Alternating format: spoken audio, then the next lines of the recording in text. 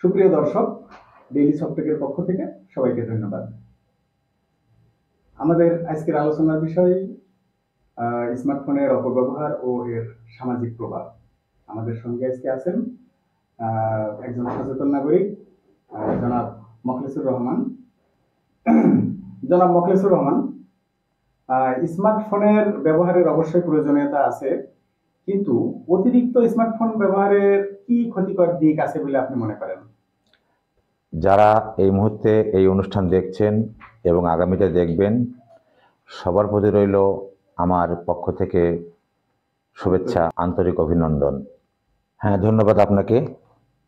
আমি মনে করি স্মার্টফোনটা আজকের বাস্তবতায় খুবই একটা প্রয়োজনীয় বিষয়। আমাদের পরিবারের বিভিন্ন সদস্যরা দেশের বিভিন্ন প্রান্তে অবস্থান করে বিভিন্ন পেশাগত কারণে, যার জন্যে স্মার্টফোনটা আমাদের এখন একটা নিত্য প্রয়োজনীয় বিষয় হয়ে দাঁড়িয়েছে। কিন্তু এই স্মার্টফোনটা যখন এই তরুণীদের, ছোটদের, যাদের স্মার্টফোনটা ব্যবহারের আদৌ কোনো প্রয়োজন নেই, এই লেভেলের হাতে পড়ে, তখন এর অপব্যবহারটা শুরু হয়। আমি লক্ষ্য করেছি অনেক পরিবারে ছোটদের এই মোবাইল ফোনের প্রতি এত আসক্তি যে এরা মোবাইল ফোন না দিলে খাইতে চায় না, পড়তে বসতে চায় না, এবং এত উগ্র আচরণ করে, এবং মোবাইল দিলেও এটা ঠান্ডা হয়। তো বিষয়টা হলো যে এই মোবাইলগুলো তারা পেয়ে কি করে? তারা বিভিন্ন গেম খেলে, আপনার ইউটিউব, ফেসবুক বিভিন্ন জায়গায় তারা ভিজিট করে। সেখানে এমন কিছু বিষয় আসে যেগুলো ওই বয়সীদের জন্য আদৌ প্রয়োজন না। তো এইগুলো কি হয় যে তাকে আকর্ষণ করে, এবং এই যে বিভিন্ন সাইডে, ফেসবুক, ইউটিউব সহ বিভিন্ন সাইডে যে ভায়োলেন্সগুলো থাকে, যখন ওরা ছোটোর থেকেই ওইগুলো দেখতে দেখতে অভ্যস্ত হয়ে যাবে, একসময় কিন্তু এদের ভিতরে পরিবারের প্রতি সহানুভূতি, পরিবারের প্রতি আন্তরিকতা, সমাজের প্রতি দায়িত্বশীলতা, এগুলো ওদেরকে কমিয়ে দেবে। সাথে ধৈর্যহীনতা। হ্যাঁ, ধৈর্যহীনতা তো বটেই। এবং এরা কি করবে? অধিক রাত জাগবে, যেটা মানুষের মস্তিষ্কর যে একটা প্রেশার, এটা সৃষ্টি হবে। তারপরে কি হবে? এই যে বন্ধুদের সঙ্গে এইগুলো শেয়ার করতে গিয়ে এরা এরা এমন কিছু বিষয় নিয়ে দেখবে যে তার প্রভাব পড়বে পারিবারিকভাবে, সামাজিকভাবে, এমনকি রাষ্ট্রীয়ভাবেই। দেখেন, এই যে বর্তমান সমাজের যে এত লেভেলের অধঃপতন হয়েছে, এর জন্য কিন্তু নিঃসন্দেহে মোবাইল ফোন একটা গুরুত্বপূর্ণ অংশ এবং দায়ী। যেমন আমরা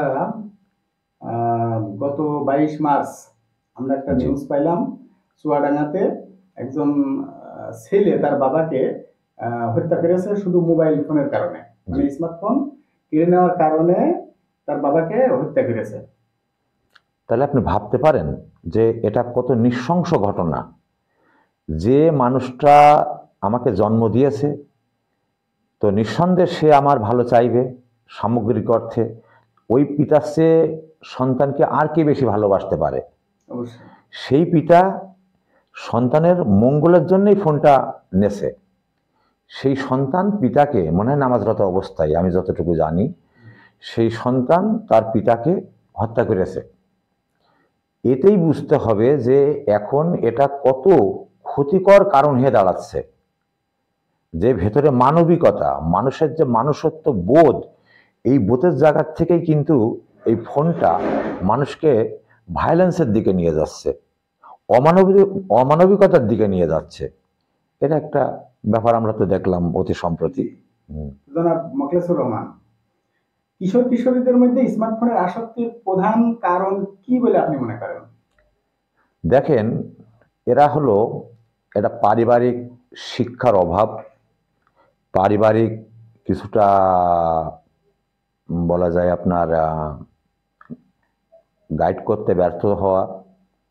পাশাপাশি আর একটা জিনিসও এর সঙ্গে বলতে পারি, যে পরিবারের পিতামাতার হৃদ্রতা কম, মানে অভিভাবকদের ভিতরে বোঝাপড়াটা কম, সেই ক্ষেত্রে কিন্তু তাদের সন্তানরা এই প্রশ্রয়টা পেয়ে থাকে। পিতা চাকরি করে, মাতা চাকরি করে, সন্তানরা বাড়ি থাকে, তাদের সাথী নেই। মানে আমাদের যেটা সুস্থ বিনোদন ব্যবস্থা থাকতে হবে, পারিবারিক সামাজিক, আমাদের সময় ছিল, এই যে আমাদের সুস্থ সামাজিক বিনোদন ব্যবস্থাটা থেকে আমরা হারিয়ে যাচ্ছি, এটাও কিন্তু শিশুদেরকে, যুবক যুবতীদেরকে স্মার্টফোনে আসক্তি তৈরি করছে। এরা হয়তো বিভিন্ন আপনাকে এখন বলতে হবে যে দূরত্বের মানুষ, একই সোসাইটির নয়, কিন্তু স্মার্টফোনের কারণে তারা পরিচিত হচ্ছে, এবং পরিচিত হওয়ার পরে এরা কিন্তু বিভিন্ন রকমের অপরাধে জড়িয়ে পড়ছে। বাড়ি থেকে পালিয়ে যাচ্ছে, লক্ষ লক্ষ কোটি কোটি টাকা গেম খেলে পিতামাতার ধন সম্পদ নষ্ট করছে। এরা হয়ে যাচ্ছে খুনি, এরা হয়ে যাচ্ছে প্রতারক, এরা হয়ে যাচ্ছে আপনার অপরাধী।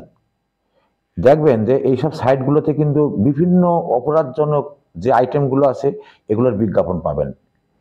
এদের ভিতরে মানে শিক্ষার্থী এবং তরুণ, মানে যারা শিক্ষার্থী, এদের ভিতরে এই নেতিবাচক প্রভাবটা বেশি বলে মনে হয়। একদম একদম, হ্যাঁ। দেখেন, আমি লক্ষ্য করেছি, আমি ঢাকাতে যখন বেড়াতে যাই, ঢাকা বিশ্ববিদ্যালয়ের আশপাশে যখন আমার ওখানে থাকা পড়ে, দেখেছি যে বন্ধুরা কিন্তু পিটিপিট ঠেকিয়ে বসে আছে, বা 5 হাত 10 হাত দূরে বন্ধুরা বসে আছে, সবাই কিন্তু টাচফোন ইউজ করছে, কিন্তু কেউ কারোর সঙ্গে কোনো কথা হচ্ছে না।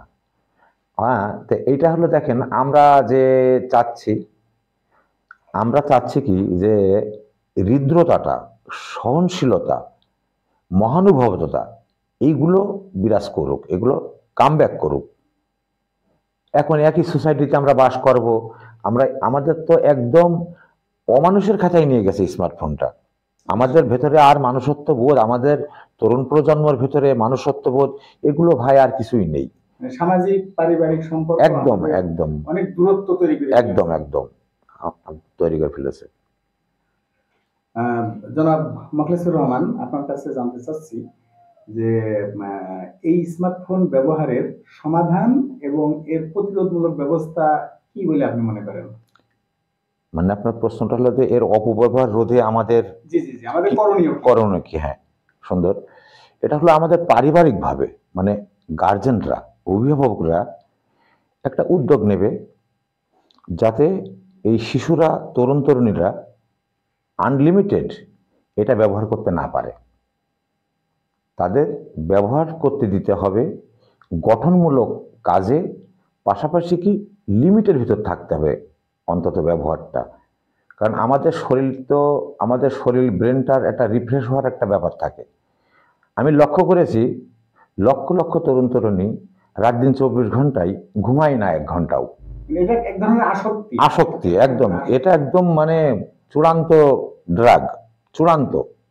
এর থেকে বড় ড্রাগ আর বর্তমান বিশ্বে নেই, বা আমাদের সমাজে, আমাদের দেশেও নেই।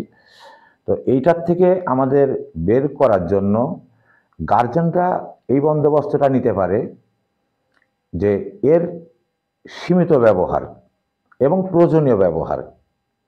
এই বন্দোবস্তটা নিলে আমাদের নতুন প্রজন্ম, তরুণ প্রজন্ম, শিশুরা এবং তরুণ তরুণীরা এই মরণ ব্যাধি টাচফোনের থেকে মুক্তি পেতে পারে বলে আমি মনে করি। আপনি হয়তো জানেন, আমাদের ডেইলি সফটওয়্যার তৈরি করেছে চাইল্ড ফোন কন্ট্রোল অ্যাপ, যেটা অভিভাবকদের ফোনে যদি ইনস্টল করে রাখা হয় তাহলে এটা নিয়ন্ত্রণ করা সম্ভব। এই ব্যাপারে আপনি কতটুকু জানেন?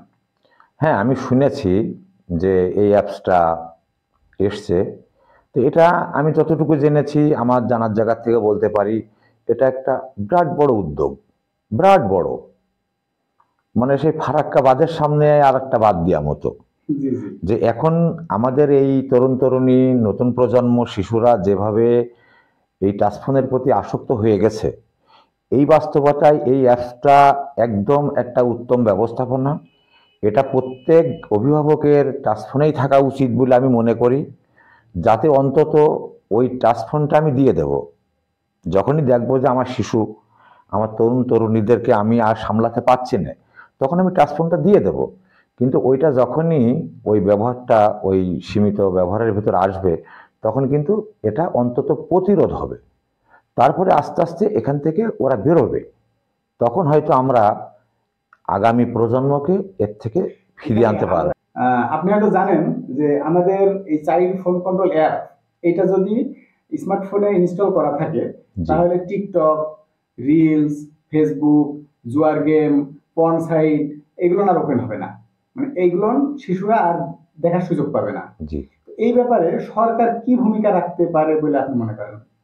জি, এটা সরকার একটা বড় প্রতিষ্ঠান, একটা বড় প্ল্যাটফর্ম। আমাদের বাংলাদেশে ধরেন অভিভাবক আছে লক্ষ লক্ষ, কিন্তু সরকার এবং শিক্ষকরা, আমি এখানে শিক্ষকদেরও ধরবো, যে শিক্ষকরা যদি সরকারি পৃষ্ঠপোষকতা পায়, সরকার যদি এ ব্যাপারে উদ্যোগ নেয়, তাহলে অল্প সময়ের ভিতরে সারা বাংলাদেশে এটা পৌঁছিয়ে যেতে পারে। আর শিক্ষকরা দেশ গড়ার কারিগর। আমাদের তরুণ প্রজন্মকে ভবিষ্যৎ দেশের যারা নেতৃত্ব দেবে, যারা দেশের দায়িত্ব নেবে, যারা দেশ গড়বে, তাদেরকে সবচেয়ে বেশি ভালোভাবে নিয়ন্ত্রণ করতে পারে শিক্ষকরা। তো এটা সরকারি উদ্যোগ নিতে হবে, সরকার সমস্ত শিক্ষা প্রতিষ্ঠানে এটা পৌঁছে দেবে, এবং শিক্ষা প্রতিষ্ঠানের থেকেই আমাদের তরুণ তরুণীরা, আমাদের নতুন প্রজন্ম, আমাদের শিশুরা যারা স্কুলে যাবে, তারা এইটা এখান থেকে শিখবে। এর জন্য শিক্ষকদের একটা গুরুত্বপূর্ণ ভূমিকা নিতে হবে। আপনি হয়তো জানেন যে প্রত্যেকটা শিক্ষা প্রতিষ্ঠানে, মানে প্রত্যেক শিক্ষা প্রতিষ্ঠানে অভিভাবক সমাবেশ বলে একটা অনুষ্ঠান হয় আর কি, জি, একটা সভা হয়, জি, সমাবেশ। জি, তো সেইখানে শিক্ষকরা কিন্তু এই ভূমিকাটা রাখতে পারে বলে আমি মনে করি। জি, জি, অবশ্যই, এখানে আপনার কি বলার আছে? অবশ্যই, অবশ্যই। মানে এখানে রাষ্ট্রের সঙ্গে শিক্ষা প্রতিষ্ঠানের সঙ্গে পরিবারের অভিভাবকদের একটা যদি সুন্দর কমিউনিকেশন হয়, অভিভাবকরা শিক্ষা প্রতিষ্ঠানের শিক্ষকদের কাছে রিপোর্ট করবে যে আপনাদের স্টুডেন্টরা বাড়িতে কেমন আচরণ করে, তাদের কিভাবে সংশোধন করা যায়, তাদের কিভাবে আরও মেধার উন্নতি ঘটানো যায়। আবার শিক্ষা প্রতিষ্ঠান থেকে শিক্ষকরা অভিভাবকদেরকেও নোটিশ করবে যে আপনাদের সন্তানরা স্কুলে এসে কেমন আচরণ করে। এটা যখন মত বিনিময় হবে, পাশাপাশি অ্যাপসটা যখন সমস্ত অভিভাবকদের কাছে পৌঁছিয়ে যাবে, তখন দেখবেন যে হয়তো একটু সময় লাগবে, আমি মনে করি 5 বছর 10 বছর সময় লাগবে, কিন্তু তখন আমরা আবার একটা সুন্দর পরিবেশে আমরা ফিরে আসতে পারবো বলে আমি বিশ্বাস করি। জি, পরিবেশে পাবে, হ্যাঁ পাবে, এটা আমি বিশ্বাস করি।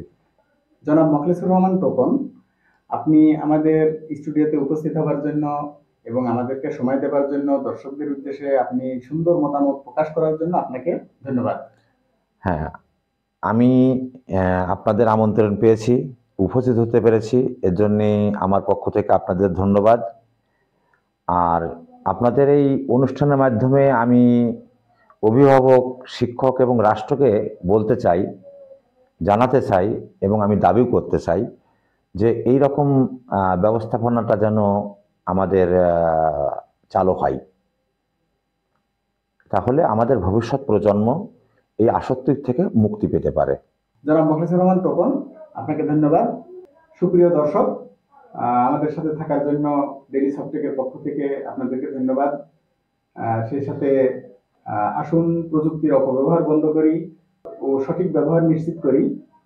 একটি সুন্দর সমৃদ্ধ বাংলাদেশ গড়ার লক্ষ্যে আসুন সবাই একসাথে কাজ করি। দর্শক, আপনাদের মতামত আমাদের কমেন্টস বক্সে জানাবেন। আমাদের সাথে থাকার জন্য সবাইকে ধন্যবাদ।